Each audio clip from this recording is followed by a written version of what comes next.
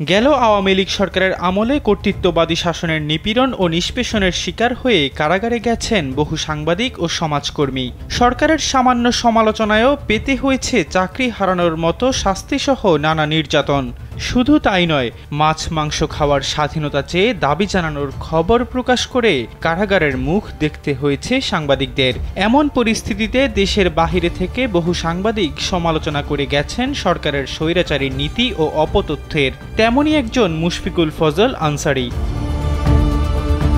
নানা কারণে চুপ থাকা দেশীয় মিডিয়া যেখানে সরকারের গুণকীর্তন করত, তার বিপরীতে বিদেশে থাকা মুশফিকুল ফজল আনসারের মতো সাংবাদিকরা সত্য প্রকাশে নিয়েছেন সাহসী তৎপরতা। স্যান্ডেলিনা সো, রূপচর্চায় আভিজাত্য। যুক্তরাষ্ট্র, যুক্তরাজ্য, ফ্রান্স, সুইডেন, কানাডা সহ ইউরোপের বিভিন্ন দেশে অবস্থানরত এই সচেতন মানুষদের ভূমিকা গণতন্ত্রকামী মানুষকে দিয়েছিল আন্দোলনের ভিন্ন এক রসদ।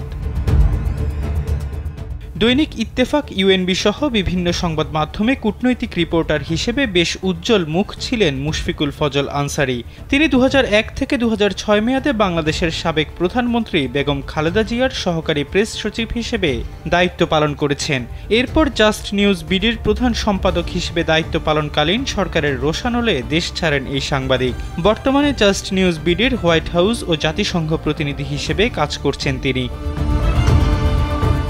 দেশ ছাড়লেও সরকারের অন্যায়, অনিয়ম ও কর্তৃত্ববাদী শাসন ব্যবস্থা নিয়ে কাজ করতে থাকেন আন্তর্জাতিক মহলে। বিশ্বের বড় বড় মিডিয়ায় নিজের লেখনীতে তুলে ধরেন এক স্বৈরাচারী সরকারের গল্প। জাতিসংঘের নিয়মিত প্রেস ব্রিফিংগুলোতে প্রশ্ন করে আন্তর্জাতিক ফোরামে আওয়ামী সরকারকে প্রশ্নের মুখে ফেলতে গুরুত্বপূর্ণ ভূমিকা পালন করেন মুশফিকুল ফজল আনসারী।